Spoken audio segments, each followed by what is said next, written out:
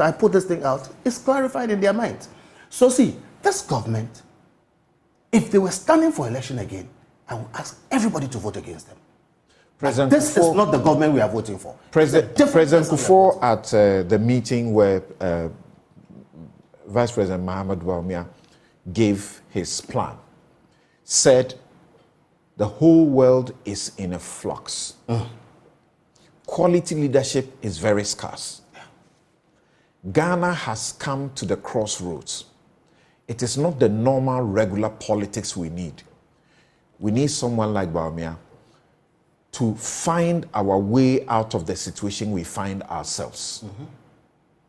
How do you ask someone who has had the opportunity to influence the change that he is promising and has not done it to become the president so that he would change it? Someone who has had the opportunity to influence the change in there has the opportunity. Did he take the opportunity to influence? Yes, he did. But when you have the opportunity, it is not having the power to make the change. Now, when he influenced, in the times he was listened to, we had something. And that's what I'm saying. There's been some transformational projects. Now, when you refuse his advice, he can't change anything. Then he tells you, again, just take his speech. He says, day I get power, these taxes are gone. It tells you what he will do. So he has had the opportunity to influence, but he failed to influence. How do you feel as a Ghanaian? Because there were other people who were more powerful than him. That you have been brought under this heavy burden of E-levy. And the man in that government is telling you, vote for me, I will change it. When now is when you want that relief. Because particularly, this is the time you are not in normal times. Because now he doesn't have the power to change it. That's a fact, too. I hate E-levy with a passion. For all kinds of reasons I will talk about. Now, we know for a fact he was against it. We know for a fact, and they can tell you who was fighting about it in cabinet. When he lost, we know for a fact he fought for the 100 cedi exemption. And now we know for a fact he has stated clearly that the day I get power, this thing is going. What do you want to hear anymore? Now I hear people say, oh, he's not going to be able to do it. He's not going to do it. How do you say that? The man has said it, he has lived it, and we know everything about him. So see, the solution is in our front. And we are saying that what we are seeing is not what we are seeing. What do you want to hear? If President Mahama tells you that he's going to abolish E-levy, will you believe it? He is telling you because against it, I'm still against it. Because the potential for Ghanaians to believe President Mahama is far better. And it makes sense. It makes logical sense. Is it based on because fact or anger? his party spent 6 months fighting E-levy, and they actually walked out because they will not be heard on it. So it is known that his party doesn't want it. It is known that Vice President Bawumia doesn't want it. We all fought E-levy and we lost. It is known that Vice President Bawumia fought for the exemptions for the poor in E-levy. It is known, based on his own utterances, that Vice President Bawumia, on the day that he comes into power, will abolish E-levy. I believe that. And President Mahama has not told us to abolish it. And indeed, he has said so. He has said so. He has said so. That E-levy will go. The NDC has been very clear on it. Because I have heard people in the NDC say that it cannot be abolished, which was shocking to me. That he cannot do it. He cannot be. I said, why can't it be abolished? When toll levy was passed in Parliament, toll levy, you remember toll levy? As a law, even mere mortals like us were able to crusade, and we had it abolished. So if the man says I'll abolish it, why do you believe one, you don't believe the other one? So Samson, what I'm saying is that, look, we have a situation where, for me, I think Ghana will go on with either president. But the situation where we are blinded by anger and it leads us to make a certain mistake is what I just want to wake people up to. As for how you vote, many Ghanaians say it boils down to the question of trust. That this vice president was the arrowhead, so to speak, of the NPP's campaign. That, but for this vice president, the NPP would not have won the 2016 elections. You believe so? I believe so. That the promises, one this, one that, airport here, harbor there, have not happened. Yes. That most of the promises have not been fulfilled. Yes. Why do you trust him? I trust him because he was deployed and his strengths were used. during the campaign. He gave us the benefit of his knowledge and everything. But again, in government, he's the vice president. In the first term, the evidence was there that he was being listened to. In the second term, you had situations where taxes were being passed and he was complaining against them. Now, it's like the thing you use to tow your car, the rope. When you need it, it's in the front of the car, and that's what gets the car to move.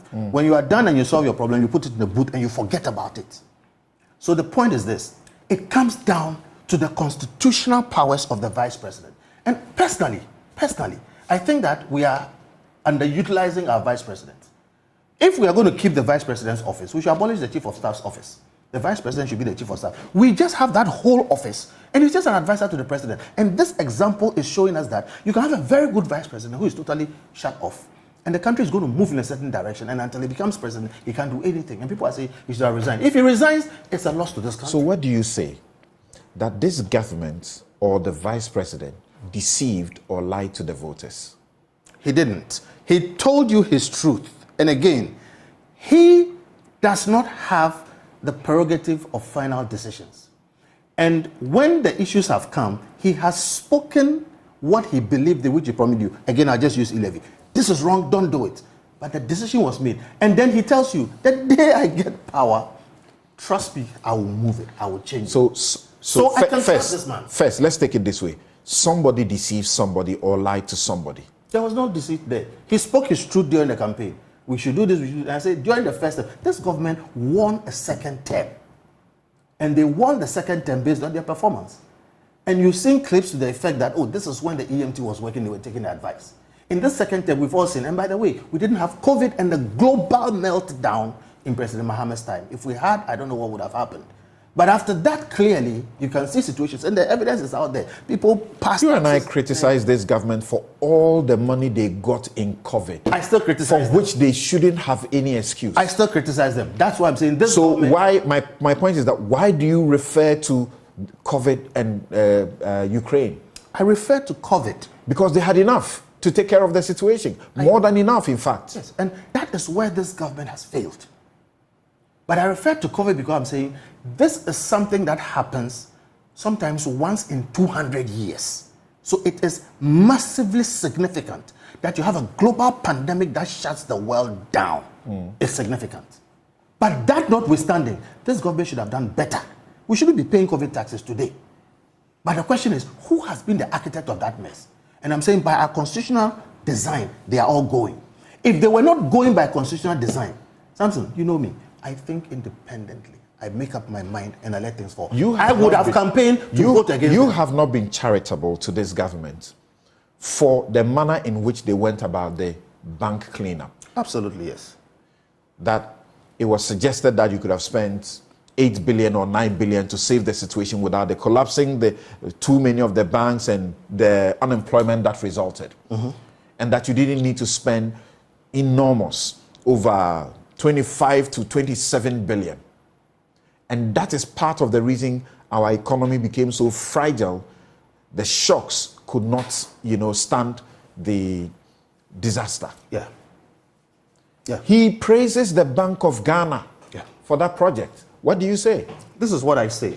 You're right. Look, the bank cleanup was messed up. Again, we know the architects of that. 2, even in that mess up, we should have done better under COVID. Okay, and we didn't. All right. And then your question specifically is what?